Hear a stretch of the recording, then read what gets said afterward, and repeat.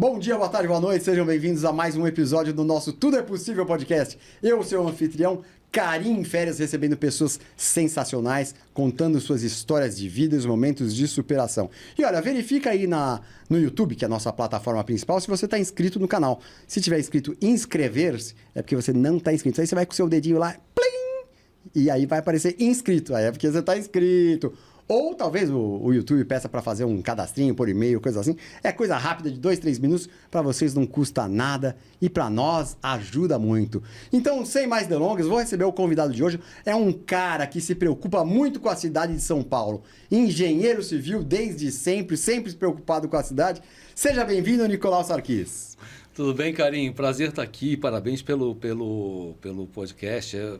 Gostei bastante de assistir. Pô, legal. E orgulhoso por ter sido convidado. Pô, legal. Eu agradeço muito a sua presença aqui, porque eu gosto de receber pessoas com conteúdo que possam passar, tenham passado já coisas na vida e possam passar essas soluções para as pessoas que nos ouvem e nos veem aí do lado de lá. Então, Nicolau, me diga uma coisa. Eu sei que você é engenheiro desde sempre. Desde sempre. Você fez faculdade, você sempre quis ser engenheiro? Sempre quis. E chega com 18 anos, é difícil saber o que quer. É difícil escolher. Eu sabia, mas não era uma certeza. E aí vai para a faculdade é chata. Não é o que a gente imagina. Não é isso que eu quero fazer da vida. Não é o que a gente imagina, né? É chato, é teórico, e você fica, estou aprendendo um monte de coisa, mas não é isso que eu quero fazer. E realmente, depois da vida, a obra, os projetos imobiliários e tal, tem pouco a ver com a faculdade. Mas se não tivesse a faculdade, eu acho que, com certeza não tinha nada disso teria acontecido. Então a faculdade foi fundamental, foi chata, mas acho que faz parte está na íntegra da faculdade, ela tem que ser isso. Mas foi bem, hoje, ainda bem que eu fiz, que deu tudo certo, que foi muito bom. Você fala, eu perguntei se você sempre quis ser engenheiro, você respondeu que sim. Quando criança, você brincava de coisas de engenharia? Sim. Assim, de construção? Não, eu queria ser astronauta. Eu queria tudo ser... bem, sempre, né? Não, outra coisa que eu jogador queria de ser... futebol. Não, jogador de futebol não, mas eu queria fazer alguma coisa ligada à aviação. Eu queria voar e acho que assim, o que eu queria ter uma companhia aérea. Pô, que legal. Viajar, mas era depois foi para outro caminho. O Marcos Amaro já teve aqui. Já teve, então, e ele conseguiu. Né? Ele conseguiu, ele está com a Amaro Aviation hoje. Então, mas eu queria ser dono de um aeroporto, ver gente do mundo chegando, saindo, pessoas diferentes. Quando eu era pequeno, acho que eu queria isso. Queria estar ligado ao aeroporto, ao avião, a esse mundo. Mas depois foi para o caminho cidades, residências, fazer casas. E hoje é muito legal ter feito casas para tanta gente. Assim, depois, quando eu for embora, eu falar, eu fiz alguma coisa legal. Deixei o mundo um pouquinho melhor do que eu peguei. Deixei um monte de gente com suas casas, morando direito. E isso dá orgulho de fazer. Eu estou arrepiado aqui em vários programas, eu fico arrepiado porque eu sinto essa coisa das pessoas, né? Então, isso é muito bonito o que você falou, né? Parece uma coisa simples de comércio, mas não é. Uma coisa bonita demais de se ouvir. De fazer a sua parte para os outros, né? Falar, eu sei que eu ajudei as pessoas. Então, vamos lá, tem um trabalho que você precisa fazer, que precisa ganhar dinheiro, precisa comer, precisa pagar a faculdade dos filhos, precisa pagar... Existe isso é importante, tem que ser feito direitinho. Mas tem essa outra parte de deixar alguma coisa feita para depois, para a próxima geração, para o próximo mundo, para o mundo depois que eu não estiver aqui, que é muito legal de fazer, de falar, olha que legal que eu fiz. Isso é legal, e acontece isso, por exemplo, com meus filhos. Quando eles eram pequenininhos, tá vendo aquele prédio ali? Foi o papai que fez. Tá vendo aquele prédio? Foi o papai que fez. Hoje em dia, eu falo isso para eles. Tá vendo aquele prédio? Eles, já sei, pai, foi você que fez. Aí eu comecei a brincar. Então vai, sei lá, em Nova York. Tá vendo o Empire State? Já sei, pai, foi você que fez. Tá vendo as pirâmides do Egito? Já sei, pai, foi você que fez. Então eles começam a me... Agora deixa eu falar, então, é isso que eu ia falar também.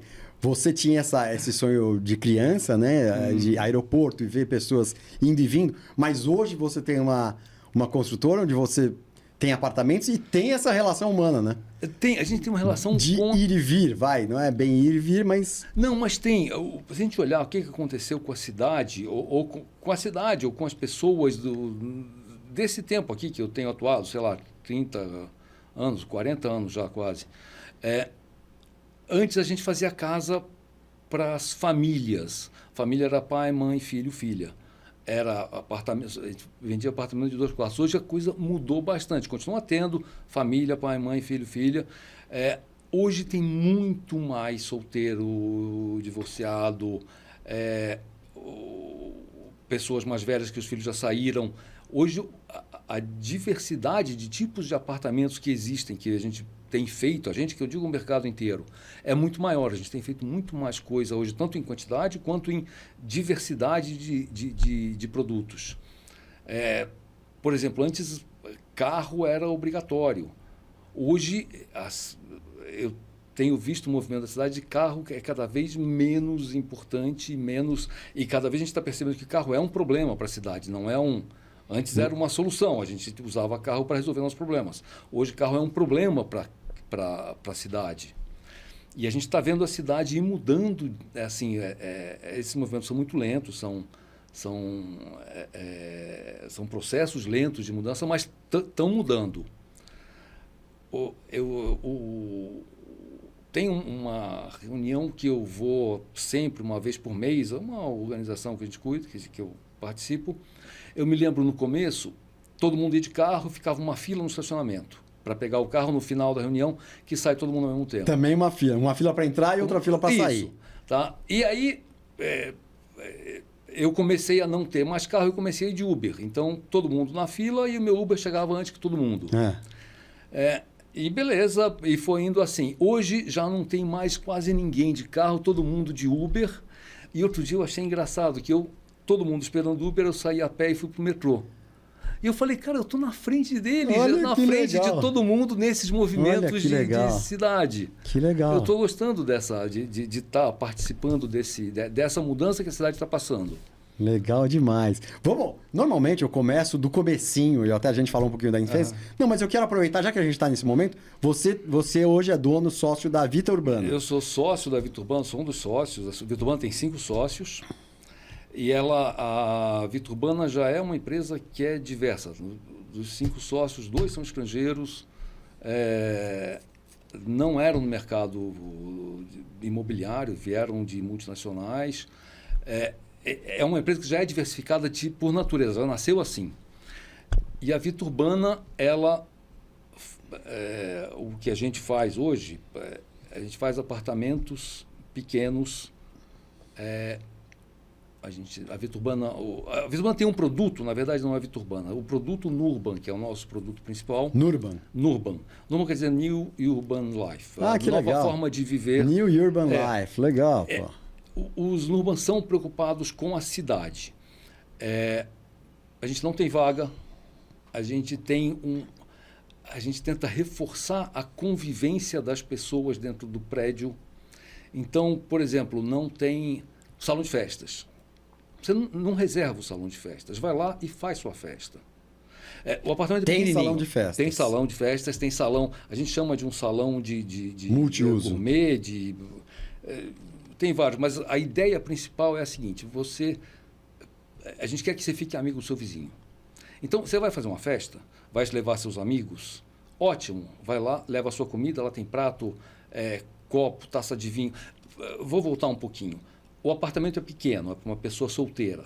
Um apartamento pequeno não tem espaço para guardar coisas. E coisas que você não precisa ter.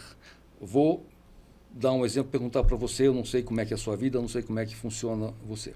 Mas a sua mãe tinha quantos pratos? Putz, bastante. Bastante. Ela tinha uns 3 jogos de 24 pratos, 24 assim. Pratos de sobremesa, de taça de vinho, panelas de não sei o quê. A maioria dessas coisas ela tirava no Natal. Isso. E o resto fica guardado no armário lá em cima. 3 vezes por ano, quando tinha festa. Esse armário, onde ela guardava os pratos, esse armário tem, sei lá, 1 metro quadrado. vamos estudar, que ela tinha 1 metro quadrado de chão ocupado com armário. 1 metro quadrado aqui em São Paulo, num lugar bacana, custa 15, 20 mil reais o metro quadrado. Esse armário para guardar o prato custava 20 mil reais. Que loucura, não? A gente não pensa nesses números. Verdade. Tá? Então, nos apartamentos o apartamento pequeno, não guarde prato. Você não precisa ter prato. Se você quiser fazer uma festa para um monte de amigos, tem um salão de festas, vai lá e faz sua festa lá. Lá tem todos os pratos, tem panela, tem taças, tem o que você precisa. Tem tudo lá, tudo pronto, tudo montado. E na sua casa tenha 2, 3 pratos que você usa no dia a dia e acabou, e não precisa mais que isso. Mas você quer mais, tem lá em cima, não precisa fazer nada, já está pronto. E aí, vai lá e leva seus amigos. Faz o seu jantar, você mesmo... terminou, você mesmo lava o que você sujou, guarda tudo lá de novo. E se o vizinho vier fazer uma festa no mesmo dia, na mesma hora, ótimo, divide os amigos. Tem alguma coisa... As pessoas que moram são jovens, sei lá, de 25, 30 anos. Tem alguma coisa melhor do que dividir um amigo com um amigo do outro? Cara, você aumenta seu círculo de amizade, aumenta as possibilidades de troca. A gente achou que isso era difícil no começo. Hoje já tem prédio pronto e a coisa está funcionando. Está funcionando? Tá. Porque eu ia perguntar, na teoria isso é lindo. E na prática? Então, a gente também tinha uma dúvida se ia funcionar ou não. Outro dia, um dos prédios me convidaram, sobe aqui, vamos fazer uma conversa aí, me convidaram lá para uma festa deles, os moradores. E estamos lá bebendo pizza, cerveja, e de repente chega uma turma de Airbnb. E a turma que vem do Airbnb alugaram algum apartamento e foram lá conhecer o salão, conhecer o prédio. E eles chegam meio perdidos, né? Tipo, olhando. E os moradores, e aí, vem cá, toma uma cerveja, pega aí. Os caras, como assim pega aí? Pega aí, toma. E sentaram os caras no meio da roda e começou todo mundo a conversar ao mesmo tempo. Que legal. E isso vai unindo as pessoas. Né? Quando a gente fazia os prédios lá, muito tempo atrás, a gente fazia... Cara, eu não posso deixar esse pessoal ser amigo porque eles vão se juntar contra mim. A gente mudou. Fica amigo, a gente quer todo mundo junto, quer todo mundo integrado, todo mundo participando da vida desse prédio, né? Num apartamento de alto padrão, se você olhar bem para como que é a propaganda dele, ele fala mais ou menos o seguinte: você tem seu apartamento, você vai descer no elevador, vai pegar seu carro e vai embora e não vai ver ninguém. Verdade. Exclusivo, eles vendem a exclusividade. O nosso é o contrário. Você vai juntar com todo mundo, você vai ver todo mundo, vai misturar, vai interagir, e isso tem funcionado. Que legal. Óbvio que tem quem não quer participar, beleza, não tem problema, não participa, vai para sua casa, vai embora. Mas a ideia é que isso aconteça. E está acontecendo, eu estou gostando de perceber isso. É uma coisa estilo Friends, né? É uma moradia estilo Friends, né? Friends eram dois apartamentos que moravam, né? Três, e aí ficaram amigos. E tem funcionado, porque normalmente as pessoas moram sozinhas e precisa alguém para pegar a encomenda que chegou. E não tem porteiro o prédio. E não precisa de porteiro. Eu não sei também onde você mora, mas lá embaixo no térreo tem um porteiro que fica lá 8 horas por dia, tem o da manhã, da tarde, da noite, e o outro que é o folguista, e quando você vem cheio de mala que precisa de uma ajuda, ele não posso sair do meu posto. É verdade. Cara, por que ele está lá? Para apertar botão, abre e fecha? Não precisa disso. Isso tudo faz pelo celular. Tem aplicativo que abre e fecha, vê quem deixa eu entrar, não deixa eu entrar. Tudo pelo celular. Não precisa do porteiro. Mas alguém precisa pegar a encomenda que chegou, se você não está em casa. E existe lá um grupo de vizinhos que eles pedem e alguém pega a encomenda que chegou. É mesmo? O grupo de WhatsApp lá de moradores do prédio, chegou não sei o quê, chegou um vai livro. Chegar, Alguém pega para mim? Pego, deixa comigo. É muito fácil. Que legal, né? Criou tá criando uma certa amizade aí entre os moradores que é bom para todo mundo. E como foi a ideia de criar... Ou você quer voltar na sua origem? Vamos lá, como você quiser. Como foi a ideia de criar uma construtora com desse perfil de... Como é que foi? a gente sempre achou, e os sócios todos também acharam, a cidade está mudando, a vida das pessoas está mudando. Na nossa época, a coisa mais importante do mundo era ter um carro. Com 18 anos era o sonho de qualquer pessoa de 18 anos. Hoje, os meus filhos não querem ter carro. O meu filho tirou a carteira porque eu enchi o saco dele para tirar. Senão, porque precisa ter uma carteira de motorista. Mas no carro não precisa ter, mas a carteira precisa ter. Eu já não tenho carro há 5 anos. As pessoas, estou vendo cada vez mais, não precisa de carro. A gente está vendo a vida mudando. As pessoas estão morando em apartamentos cada vez menores. Se a gente olhar para as cidades grandes aí do mundo, sei lá, Nova York, Paris, em Paris não dá para morar no miolão. No miolo de Paris. É caro. E quem mora lá, mora num apartamento minúsculo. Isso está acontecendo no mundo todo. Nova York é a mesma coisa, Londres a mesma coisa, e São Paulo a mesma coisa. Funciona igual, do mesmo jeito. As pessoas vêm e não dá para morar perto. E o que a gente fez a vida inteira, a gente, que eu digo também o mercado todo, e a própria legislação falava, vão morar cada vez mais longe. Porque se não pode construir aqui, se aqui está limitado, eu preciso ir para mais longe.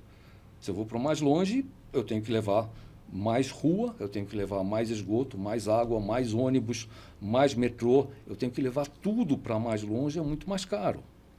Tá? Desde do antigo plano diretor de 2014, que eu ajudei bastante, essa lógica mudou. A cidade agora, como a sociedade, a cidade inteira, quer que as pessoas morem perto. Para quê? Porque quando eu vou indo para longe, toda cidade do mundo, toda cidade importante, ela é assim.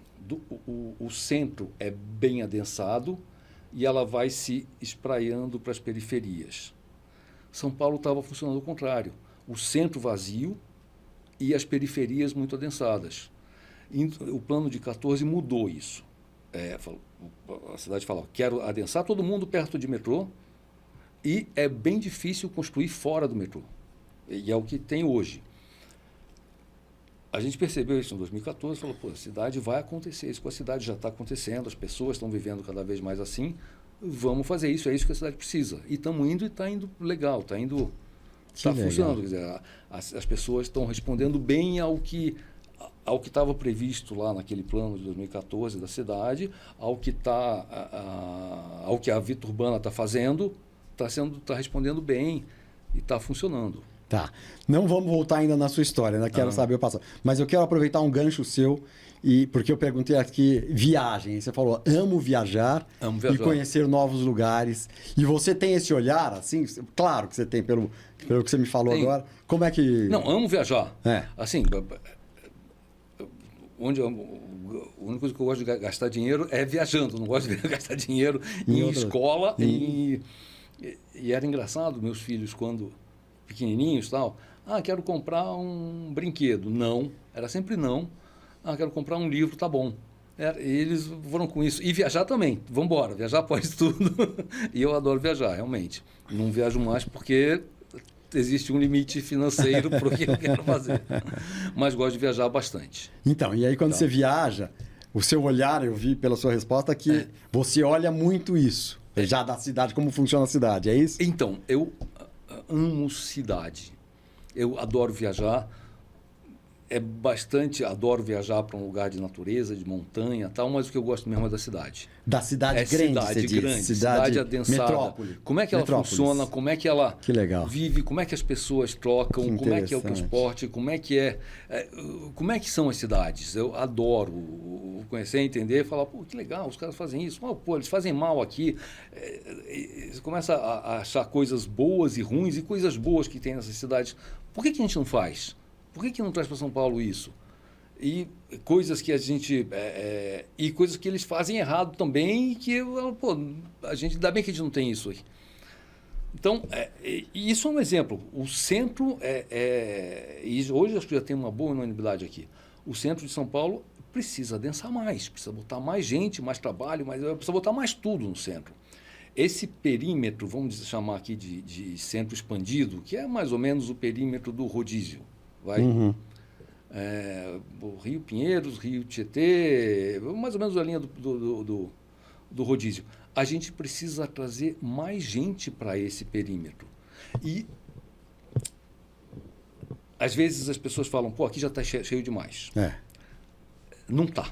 É mesmo? Não está. Dá essa impressão, né? Dá essa impressão, mas se você olhar... Carro, em alguns lugares. Acabou de falar, ninguém anda... De carro, é verdade. Todo mundo anda a pé. Quer dizer, todo mundo pode andar a pé, todo mundo pode andar de metrô, todo mundo pode andar de ônibus. A gente não anda porque, de alguma forma, São Paulo tem um vício de carro. Tá? Se olhar para o Rio, que eu nasci no Rio, o Rio, Copacabana, Ipanema e Leblon, as pessoas andam a pé. Na Barra, que nasceu em 1970, não tem jeito. As pessoas andam de carro. De alguma forma, a gente desaprendeu a fazer cidade nos anos 60, 70. E hoje, anos 2010, 2020, a gente está falando, pô, erramos, vamos corrigir. E tem uma certa explicação por que a gente errou nos anos 60 e 70. Influência norte-americana, um pouco? Não, e fazia sentido, tá? A cidade... Vamos falar de Nova York. A cidade é adensada, está cheia, está tumultuada, está muita gente. E morar longe era caro. Era difícil, caro e demorado morar numa casa com jardim, bacaninha e tal. Com o carro isso ficou fácil. Com o carro ficou fácil morar mais longe, porque você vinha rápido até o teu escritório, e lá você pode ter jardim, pode ter um monte de coisa que aqui na cidade... Na década de 50, isso. E as cidades americanas ficaram ricas, fora Nova York, as outras cidades ficaram ricas nessa época. Então, elas se desenvolveram nesses anos 50, 60, 70 e se expandiram todas com esses subúrbios longe, com casas bonitinhas. Algumas maravilhosas. Isso, até. Mas que você não pode andar a pé. Não existe andar a pé. Tá? E o Brasil também ficou rico mais ou menos nessa época. Nos anos 60, 70, 80. Ficou, ficar rico quer dizer, eu posso ter um carro e posso morar longe. Só que esse carro morar longe meio que saturou a cidade não aguenta mais carro hoje. Virou o que era uma solução nos anos 50, 60, 70, hoje é um problema grave para a cidade. E a gente precisa aprender a voltar a andar a pé, de ônibus e de metrô, e de bicicleta e de outros modais que não ocupem a cidade. Se você olhar aqui, vamos falar aqui no Pinheiros, um bairro bacana. Pinheiros custa R$20 mil o metro quadrado. Tá? Um terreno em Pinheiros qualquer. 10, 15, 20 mil reais, mas vamos dizer nessa ordem de preço. Tá? Então, eu posso dizer que aquele quadradinho que está ali no chão, de 1 por 1, custa R$20 mil. Tá certo? Se você usar um carro estacionado ou um carro andando, ele ocupa um espaço de 5 por 3. Então, um carro ocupa 15 metros quadrados. Vezes 20 mil, o lugar que esse carro está pisando custa R$300 mil para a cidade. Que loucura, não? Um carro que às vezes nem vale isso. É verdade. A sociedade está pagando R$300 mil para você pôr o seu carrinho naquele lugar naquela hora. Para o indivíduo, né? Para o indivíduo pegar o carrinho dele. E quem está pagando são os mais pobres. Para o mais rico pôr o carro dele no... Que loucura pensar isso, não? Assim... Quando a cidade não era densada, essa conta não fazia problema. Hoje faz. A gente está pondo carros pisando em R$300 mil de dinheiro público. Não faz sentido. A gente tem que tirar esses carros daqui. A Vida Urbana nasceu pensando, a gente precisa tirar o carro daqui. Que legal, né? Que legal, planejadinha. Vocês né? Com esse conceito... Tem um conceito que é bem consistente, tem funcionado.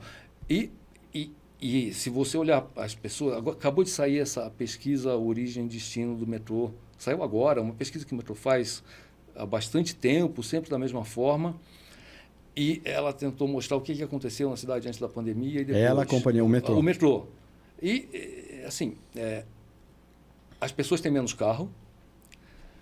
Mas, por algum motivo, as pessoas ainda usam carro, Uber e táxi. E diminuiu a quantidade de ônibus. A gente ainda não aprendeu a andar de metrô e ônibus. E a pé e de bicicleta. A gente continua usando carro. Tem uma grande parte que não é mais o meu carro, é o Uber, é o táxi. O carro, mas continua sendo eu sozinho. Continua sendo o carro sozinho. E quando a gente vai para Nova York, quando a gente vai para Paris, quando vai para Barcelona, a gente anda de metrô, feliz da vida, a gente anda a pé, feliz Acha da legal, vida. Né? Por que a gente não faz em São Paulo? Pois é. A gente não faz, é cultural. Essa cultura demora para mudar, mas está mudando. A boa notícia é que está mudando, que está indo. Essa geração mais nova já tem isso um pouco bem mais consistente do que a nossa geração.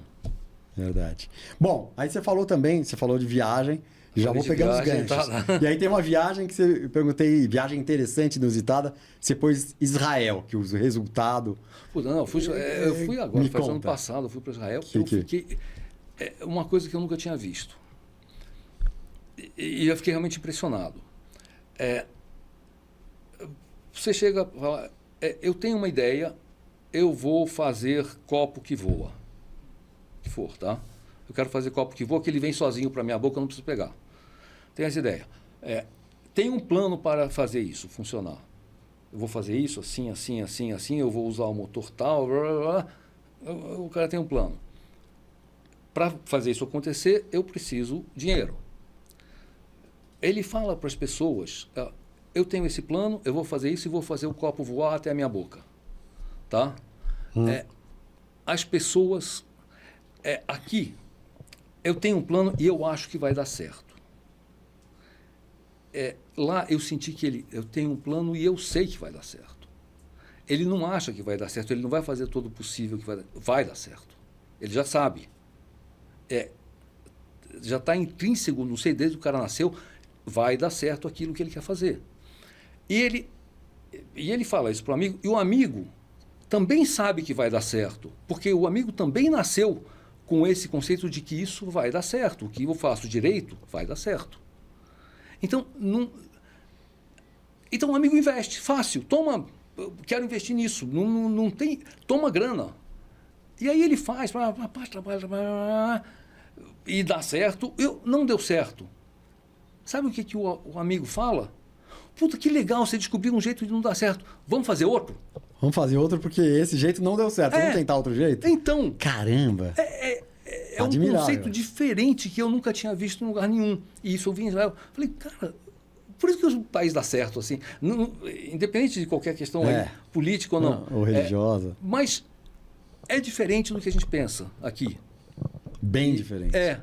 A gente aqui está lá, a gente acha que vai dar certo o que eu estou fazendo, realmente está dando, mas eu preciso convencer as outras que isso vai funcionar. Não, é autoconvencido.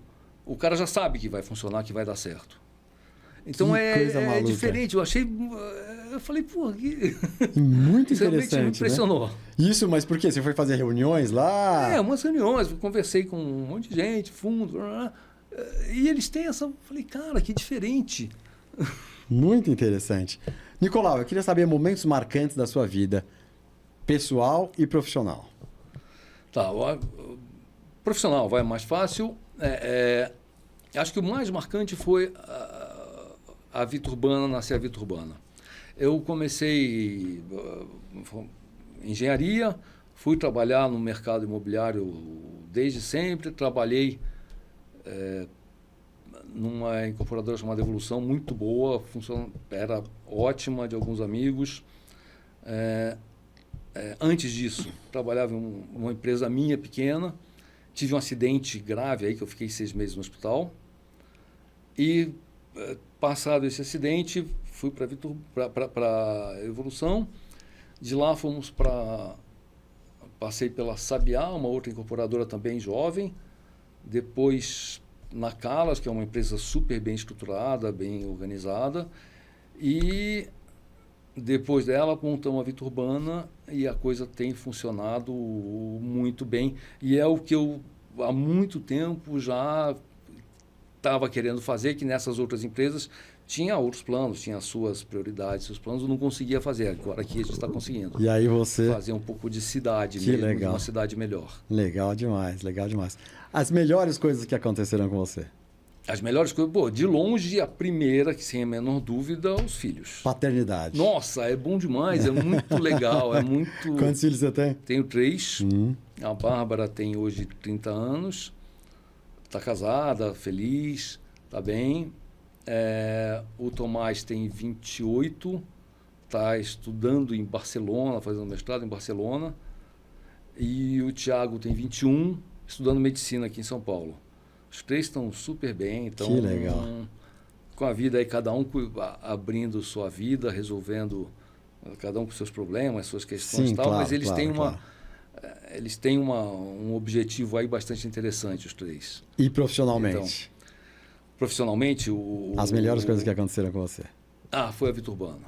A Viturbana. Foi a Viturbana. A Viturbana é a empresa do jeito que... Acho que é uma empresa que não tem muito aqui. Tem umas curiosidades. Por exemplo, a Viturbana tem uma... a Viturbana nasceu na pandemia, tá? Ela nasceu um pouquinho antes, mas ela começou a tomar corpo mesmo na pandemia. Então, ela já nasceu sem papel, já nasceu sem horário, já nasceu trabalho de onde quiser. E tem umas curiosidades, assim... tem uma geladeira lá. A geladeira está cheia de cerveja, Coca-Cola, bebida, suco, tem um monte de coisa na geladeira, está lá. Todo mundo sabe, vai lá e pega a cerveja. Qualquer hora que você quiser, vai lá. Pega, bebe. As pessoas não bebem muito de dia, mas assim, chega 5 horas, você vê as pessoas começando a beber. Cara, é legal. Que legal. E aí, isso vai acontecendo, e aí as pessoas começam a trazer seus maridos, suas mulheres, e começa a formar um grupinho lá dentro de gente, não falando de trabalho, falando de vida das pessoas.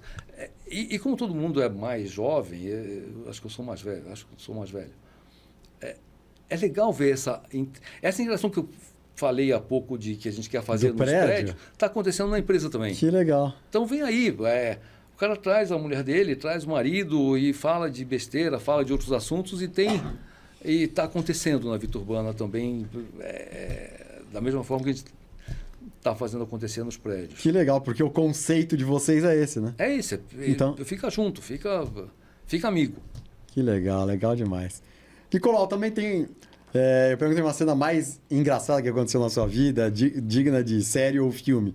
E você me contou uma... Você lembra? Eu contei. Qual que é? Mas vamos lá, contexto primeiro. Eu tinha acho que 18, 20 anos por aí, tá?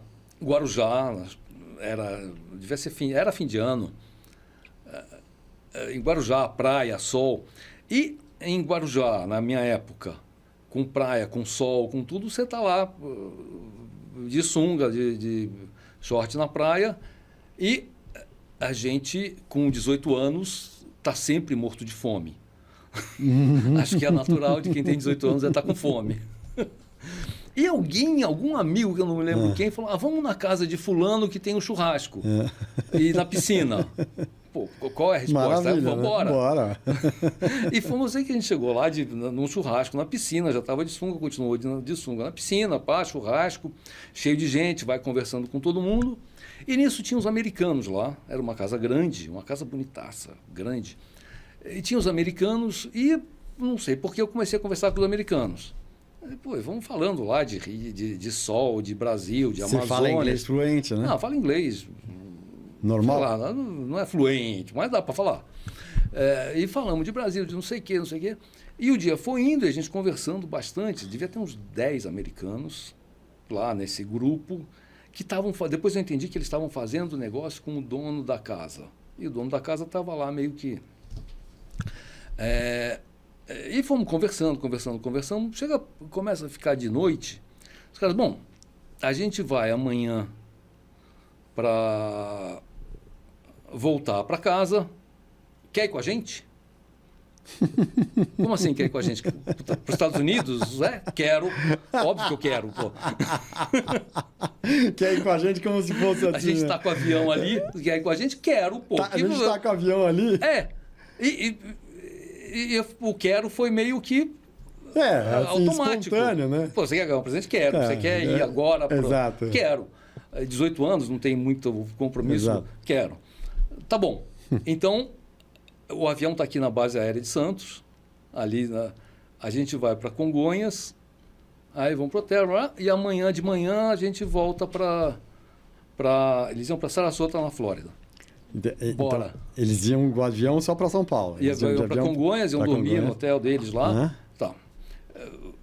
Então, bora. Eu já estava de sunga mesmo, eles também, bora, vamos para o avião. Pegamos uma lancha, fomos até a base aérea de Santos. Que engraçado. Entramos no avião, um avião enorme, era tipo era um avião grandão.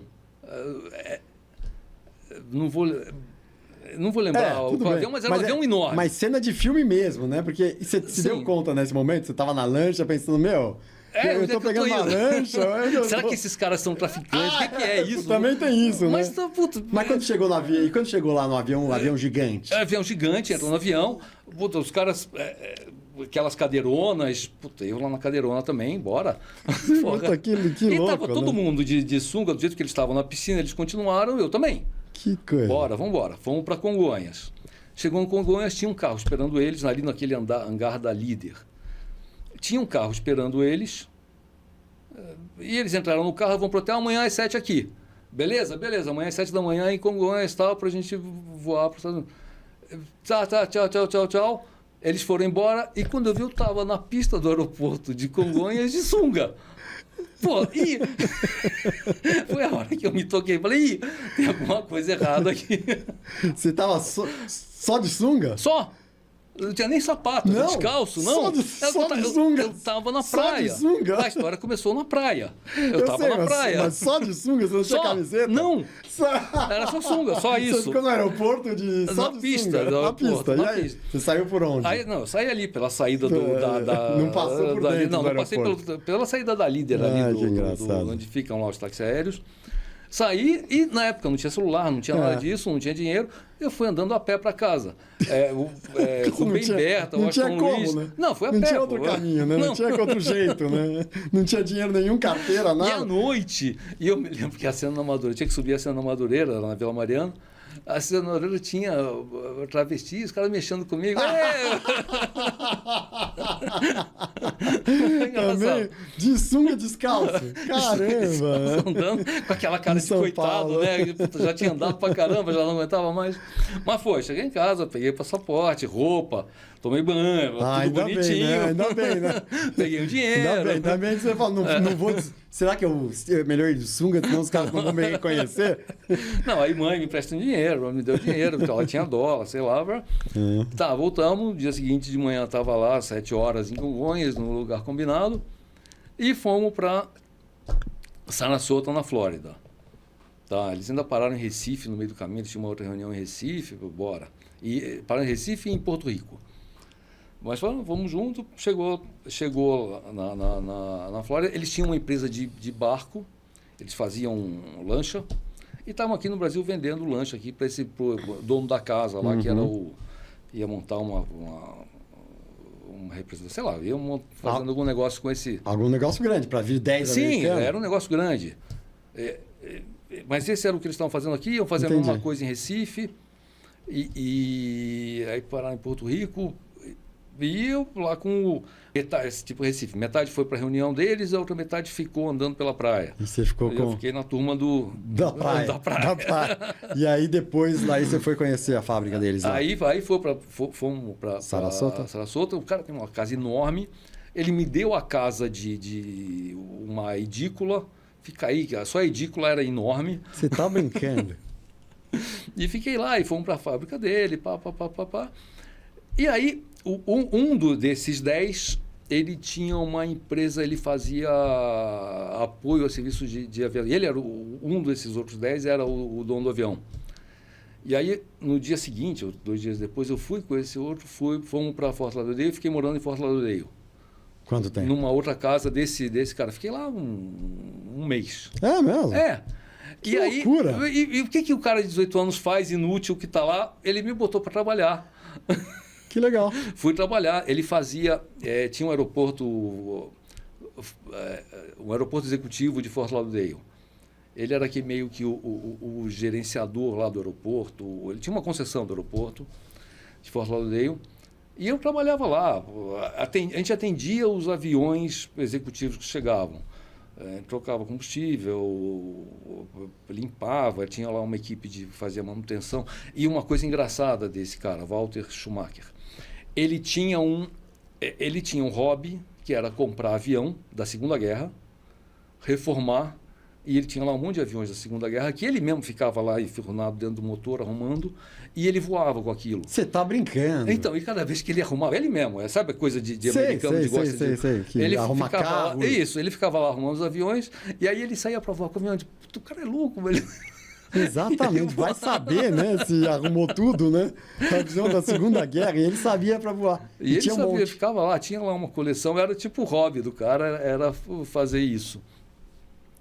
E aí ficamos lá um tempo, e ele tinha uma outra operação em Savannah, na Geórgia. Então, às vezes, a gente tinha muito trabalho lá, ele mandava uma turma para lá, a gente ia, voltava. Fiquei nisso, aí fiquei um mês até começou as aulas, aí tem que voltar. Obrigado, legal, tal. Você estava na faculdade. Mãe, manda uma passagem. Você estava na faculdade. Aí você voltou para cá. Aí a vida continua, né? Que legal. Acabou a festa. Mas você teve contato com eles? Sim, o dia inteiro. Tava lá trabalhando junto. Não. Nesses anos, depois? Com eles? Não, depois. Esse Walter, que eu tive mais contato foi com esse Walter, ele morreu logo depois. Ah, é? Não de avião, morreu. E aí não de queda de avião? Não de queda de avião. Que caramba! Ele era meio gordo, tal, ele já tinha os problemas, dava para ver que ele já tinha uns... Enfim, ele morreu pouco tempo depois. Mas outro dia eu via há pouco tempo, o Sky Aviation está lá ainda, funciona, tem muitas operações, ainda tem umas coisas legais aí, mas não tem mais Não tem mais contato com o pessoal de lá, que pena. Mas que história, pô, mas que legal. Andando pela no aeroporto de sunga, saindo do aeroporto e andando no Rubem Berta de sunga. Muito bom, Nicolau.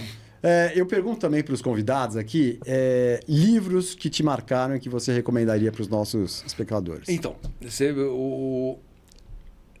primeiro, livros. Muitos livros me marcaram, muitos livros.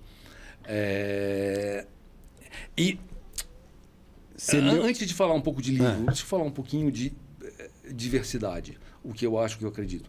A gente precisa ter muitas experiências, muito conhecimento, conhecer várias coisas, vários livros, ou viajar, e que eu adoro vários países, e conhecer pessoas diferentes. Okay. Quanto mais conhecimento... Quanto mais diverso, eu acho que melhora o ambiente que você está, ou melhora myself, como é que fala? Eu mesmo.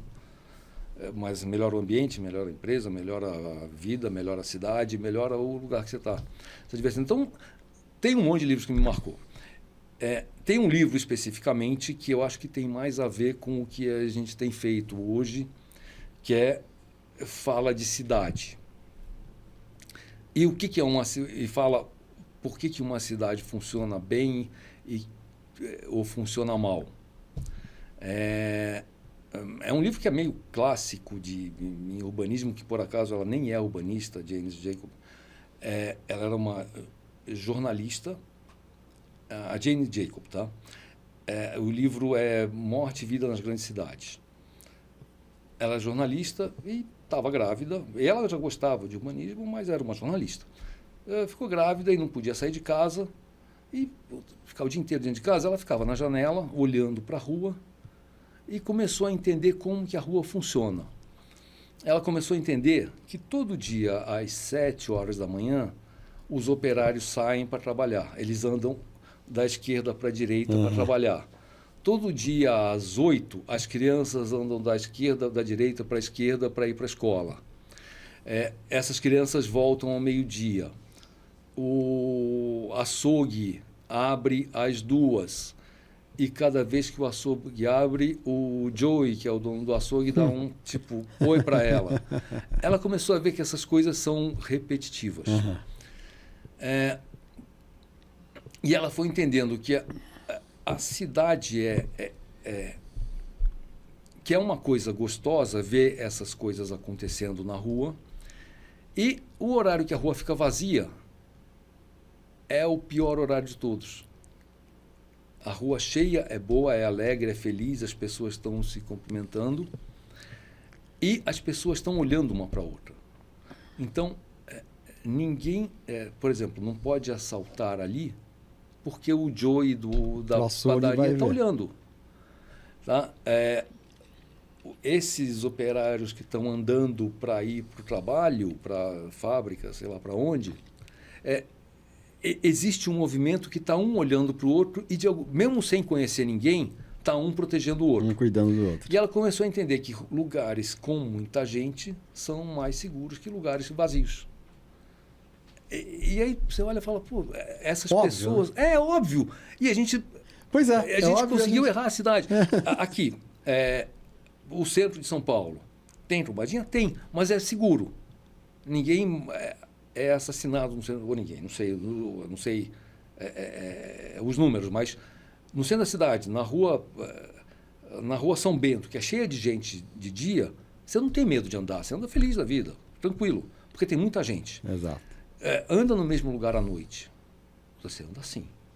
Será que alguém está me olhando? Será que alguém está me vendo? Você fica com medo. Então, a gente precisa deixar as cidades com mais gente, de dia, de tarde, de noite, de madrugada, de tudo. E aí, isso é um outro erro que a lei de São Paulo, ou na maioria das cidades do Brasil, fez nos anos 70, que é separar a cidade em pedaços. Aqui é lugar de indústria, aqui é lugar de comércio, aqui é lugar de residência, aqui é lugar de escritório. A cidade de São Paulo é assim. Era, né? Era. Agora... Hoje está voltando. Tá, mas assim, Berrini é escritório, ponto. E não podia fazer residencial. O Morumbi é residencial, não pode fazer escritório. Tinha uns estigmas, né? Não, a lei não deixava. A lei não deixava mesmo. Não podia prédio de uso misto. Ou você tem um prédio residencial ou comercial. E não é assim que funciona. A gente precisa de tudo junto e misturado. Exatamente. Precisa ter comércio, moradia, padaria, cabeleireiro, tudo junto, perto e de uma forma que você consiga fazer essas coisas a pé. E aí você torna bar, boate à noite para a rua ficar movimentada o dia inteiro. O tempo inteiro. O dia inteiro. E a gente quer... E esse livro fala bastante disso. Como é o nome? Morte e Vida nas Grandes Cidades. Morte e Vida das Grandes Cidades, da... Jane Jacobs. Jane Jacobs. Então, essa é a dica do entrevistado de hoje, que é o engenheiro Nicolau Sarkis, um dos sócios da Vita Urbana, que é Morte e Vida nas Grandes Cidades? Eu até... não sei se eu posso fazer isso agora. O quê? Não, deixa para depois. Negócio que eu peguei aqui. Deixa para depois. Deixa para depois. Tá bom. Daqui a pouco. Já entendi o que é. Daqui a pouco. Tá bom. Nicolau, e filme preferido? Você é cinéfilo? Sim, adoro cinema. Hoje, assim, eu estou torcendo ainda estou aqui para... Ainda estou aqui para ganhar, né? Nossa, estou torcendo, adorei o filme. Amei o filme. E depois, conversando com as pessoas, tem umas coisas que eu não percebi, que esses amigos perceberam e me falaram, pô, tem que assistir de novo para ver se isso é verdade. Por exemplo, quando eles estão... Me contaram, eu não prestei atenção e quero ver de novo para ver se é isso mesmo. Isso eu ouvi agora. Me fale. Quando eles estão em casa, toca Roberto Carlos. Quando eles estão na rua, toca Caetano, Gilberto Gil. Pô, não tinha percebido, tem que... Por quê? O Roberto Carlos era mais família e Caetano e Gil eram mais contestadores. As cenas são claras e limpas e vivas no filme até a prisão, até o dia da prisão da prisão do Rubens Paiva. A partir daí o filme fica cinza. Eu também não tinha reparado, mas, pô, cara, aqui eu preciso ver de novo para reparar essas coisas e entender melhor. Agora, as cenas do Rio, nos anos 70, sem os prédios modernos, só com os antigos, só com aqueles carros antigos, é demais. Demais, é muito né? boa a cena. É demais. Muito boa mesmo. E a história ela não tem um revanchismo, não tem, ela é a história, de uma família. Exato, é a história. Exatamente. De hoje, assim, eu tô apaixonado pelo filme. Eu quero ver de novo os logos, porque eu quero ver esses detalhes e ver se tem mais algum que eu não peguei. Estou torcendo para ganhar todos os prêmios também forem possíveis. Estou torcendo super também para ganhar o máximo, os 3, se deve, melhor filme, melhor atriz. E é isso que você falou, né? É uma história, né? Eu também cresci, o meu pai estudou com o pai do Rubens Paiva. Eu não sabia. Ele fez direito no Rio, em Niterói, com o pai do Rubens Paiva, que ele chamava de Paiva. Então a gente já sabia dessa história aí, que ele falava, parece que jogaram ele do avião, tal, não sei o quê.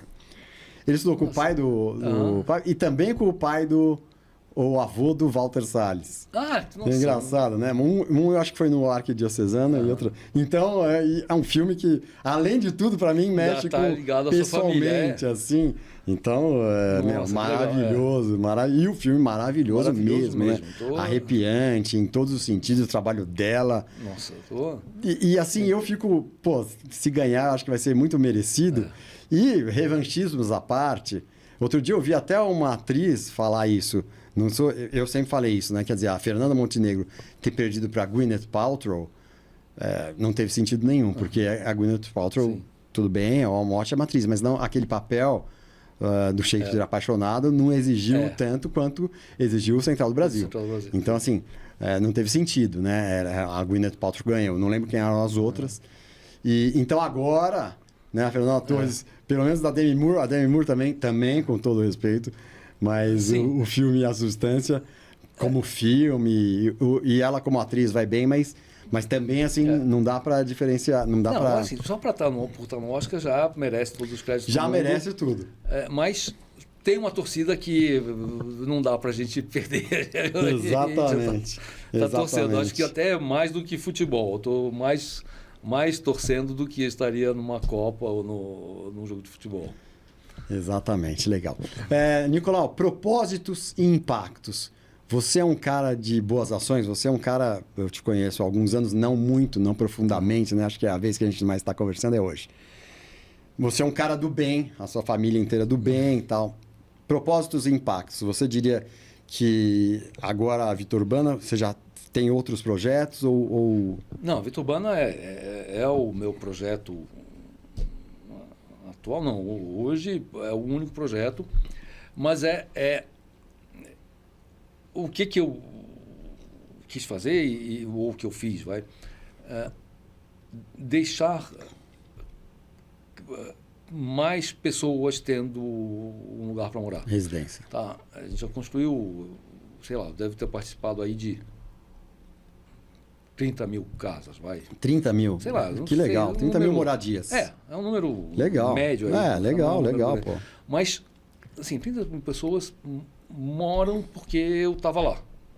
Legal. Estariam de outro jeito sem eu também, mas eu participei de algum jeito eu participei da casa dessas 30 mil pessoas. É legal. Assim, uma coisa legal. Quando eu vi a primeira... bebê que nasceu num apartamento que eu tinha feito. Cara, é muito legal essas coisas. Isso. É muito legal. E como que você soube isso? Não, porque você entrega...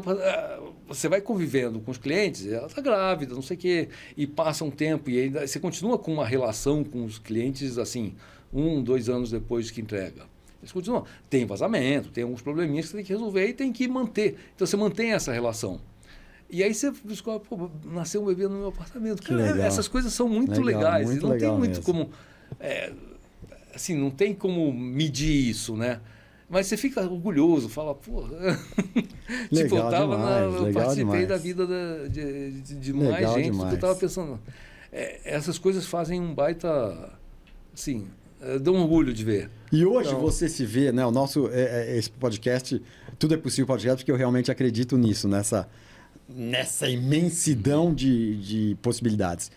Você diria que hoje o que a Vitor Urbano, o que você realizou, que você tem hoje que fala, pô, eu nunca imaginei ter feito isso, para mim era impossível imaginar isso há 40 anos atrás, vamos dizer.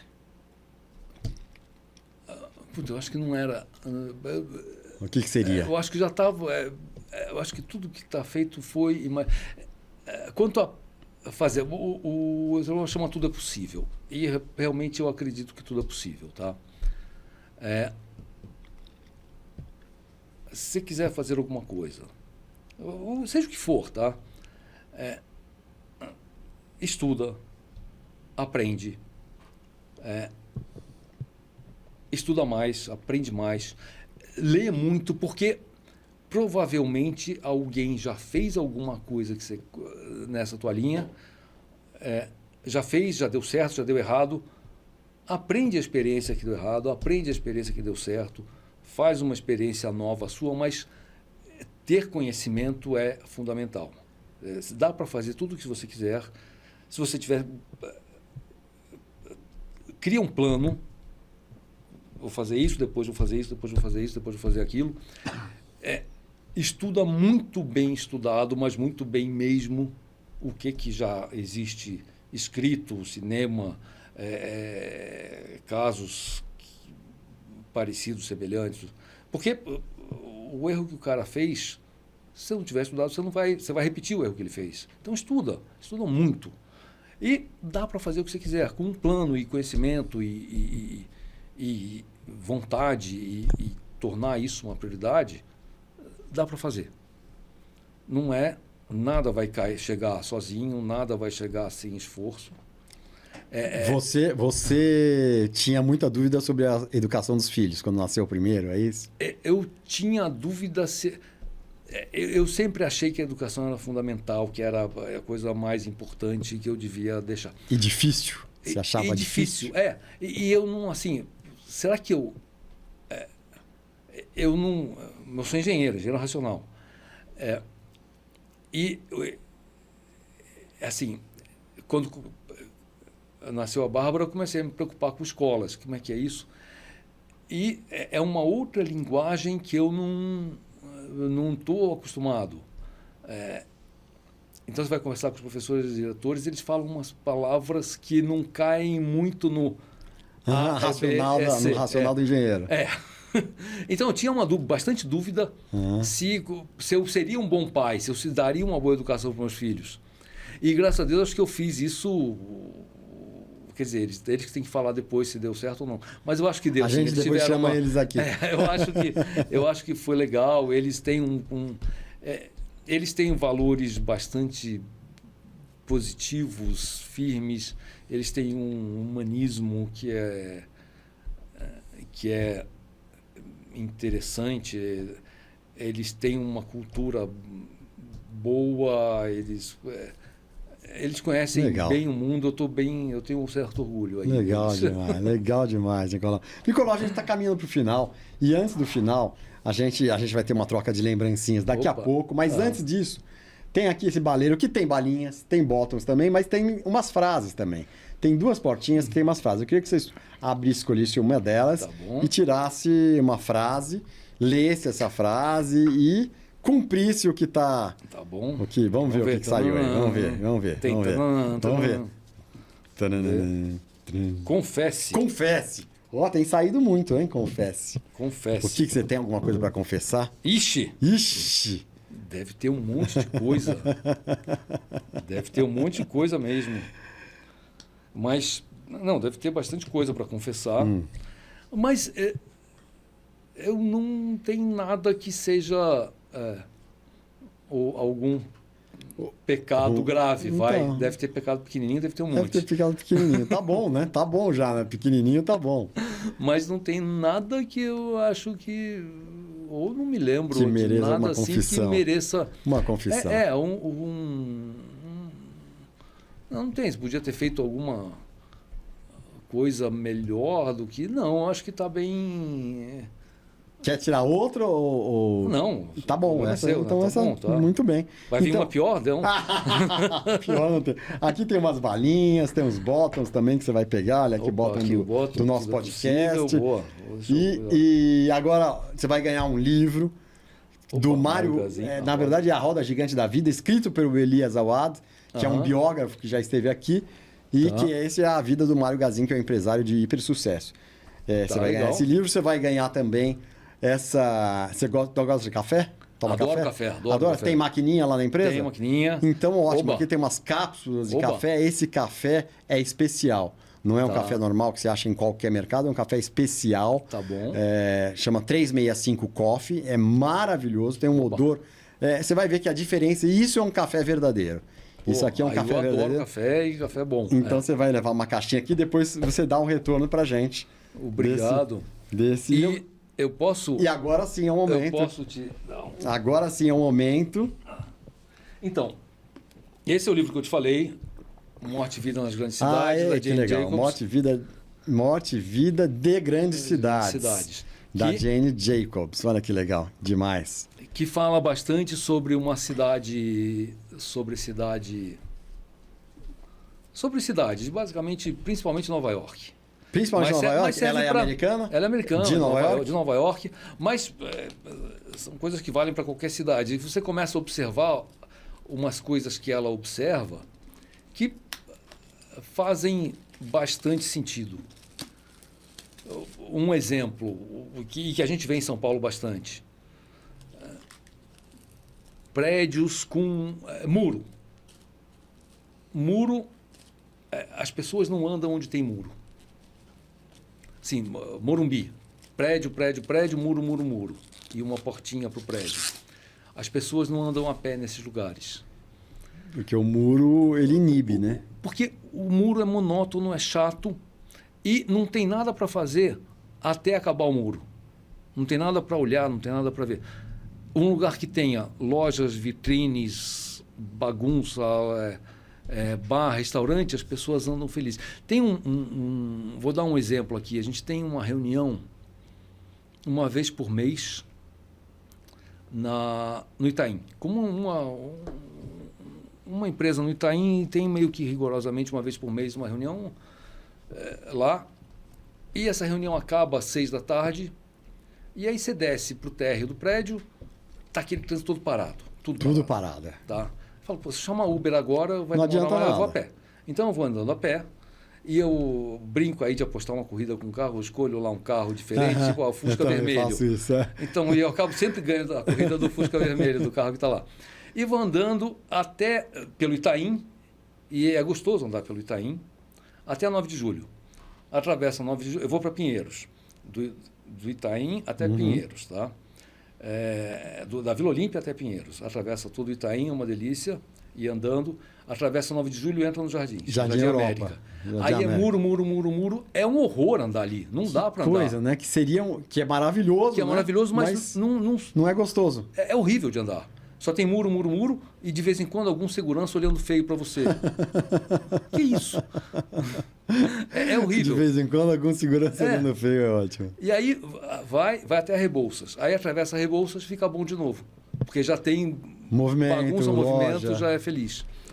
E é engraçado. E isso é uma observação que está no livro e você olha e fala, cara, é verdade. Funciona. Essas observações são interessantes. Adorei. A crítica do New York Times fala, talvez a obra mais influente da história do urbanismo e uma obra literária. Legal demais. Da Martins Fontes. Ela já faleceu, nasceu em Nova York e morreu no Canadá. Ah, nem sabia que ela tinha morrido no Canadá. Faleceu em Toronto em 2006. Nem sabia. Olha aí, que legal demais. Mas a vida toda é em Nova York. Nicolau, deixa eu, agora terminando, eu queria saber duas coisas. Primeiro, planos para o futuro.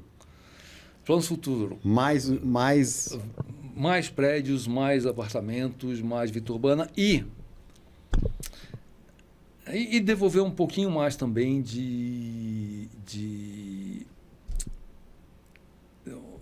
um pouquinho mais para a sociedade. Hoje, eu não sei se você já conhece o Eli Horn da Cirela. Ele, doou agora, sei lá, 60% do que ele tem. E fala, cara, é possível fazer isso. Não 60, sei lá, 10, whatever, alguma coisa. É possível começar, dá para fazer. Eu queria começar a fazer isso de alguma forma, mas ainda não sei bem como, tal, não é dar dinheiro, é fazer, mas eu queria fazer alguma coisa, queria